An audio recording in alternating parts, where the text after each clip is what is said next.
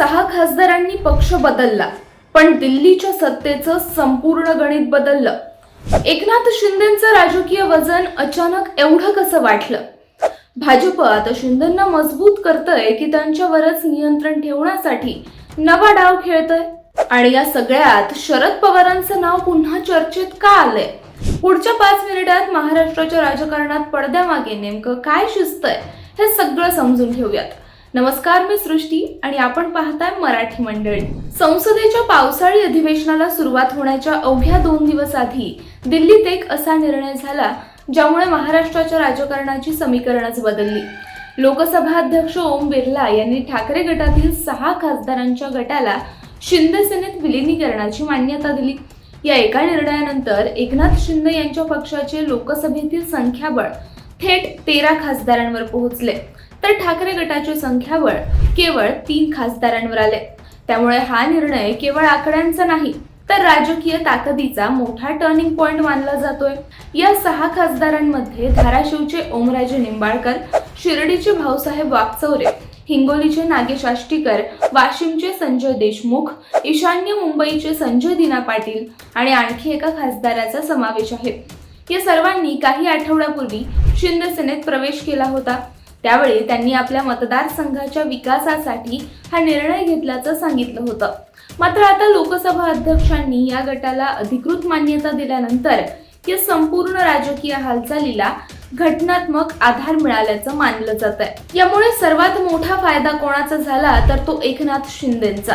कारण लोकसभेत आता शिंदे सेना ही भाजप आणि तेलुगू देसम पक्षानंतर एनडीएतील तिसरी सर्वात मोठी घटक पक्ष ठरली आहे. महाराष्ट्रातही भाजपाकडे 9 खासदार असताना शिंदे सेनेकडे 13 खासदार आहेत. त्यामुळे केंद्रात आणि राज्यातही शिंदे यांचं राजकीय वजन वाढल्याचं चित्र दिसतंय. हीच पार्श्वभूमी पाहता आता केंद्रीय मंत्रिमंडळ विस्ताराच्या चर्चांना वेग आला आहे.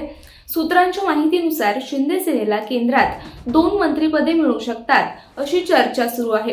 कल्याणचे खासदार श्रीकांत शिंदे यांचं नाव आघाडीवर असल्याचं बोललं जातं. मात्र पक्षातील वाढलेल्या संख्याबळामुळे मंत्रिपदासाठी इच्छुकांची संख्याही वाढली आहे. त्यामुळे अंतिम निर्णय काय होतो हे पाहणं महत्त्वाचं ठरणार आहे. दुसरीकडे या घडामोडींमुळे भाजपचंही राजकीय गणित बदलत असल्याची चर्चा आहे. संसदेत महत्त्वाची विधेयके मंजूर करताना मोठ्या मित्रपक्षांची साथ आवश्यक असते. अशा वेळी शिंदे सेनेचं वाढलेलं संख्याबळ भाजपासाठी फायदेशीर ठरू शकतं.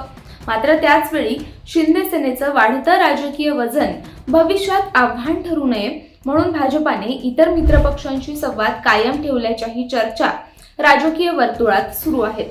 याच दरम्यान शरद पवार गटाचे प्रदेशाध्यक्ष जयंत पाटील यांनी मुख्यमंत्री देवेंद्र फडणवीस यांची घेतलेली भेटही चर्चेत आली. जयंत पाटील यांनी ही भेट स्थानिक विकास कामांसाठी असल्याचं स्पष्ट केलं असलं तरी त्यानंतर विविध राजकीय तर्कवितर्कांना उधाण आलं. महायुती, राष्ट्रवादी आणि भाजप यांच्यातील भविष्यातील समीकरणांबाबत अनेक शक्यता व्यक्त केल्या जात आहेत. मात्र याबाबत कोणतीही अधिकृत घोषणा झालेली नाही. दरम्यान ठाकरे गटाने मात्र या निर्णयाला तीव्र विरोध केलाय. त्यांच्या मते केवळ विधिमंडळ पक्षातील सदस्य दुसऱ्या गटाला गेले म्हणून मूळ पक्षाचं विलीनीकरण होत नाही. पक्षांतर बंदी कायद्यातील आवश्यक अटी पूर्ण झालेल्या नाहीत असा त्यांचा दावा आहे. त्यामुळे हा निर्णय न्यायालयात आव्हान देण्याची तयारी ठाकरे गटाने दर्शवली आहे.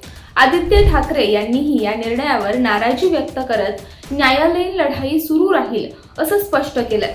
आता पुढचा प्रश्न असा आहे की या निर्णयाचा महाराष्ट्राच्या राजकारणावर किती मोठा परिणाम होणार? शिंदे सेनेचं वाढलेलं संख्याबळ केंद्रात त्यांचा प्रभाव वाढवेल का? मंत्रिमंडळ विस्तारात त्यांना मोठा वाटा मिळेल का?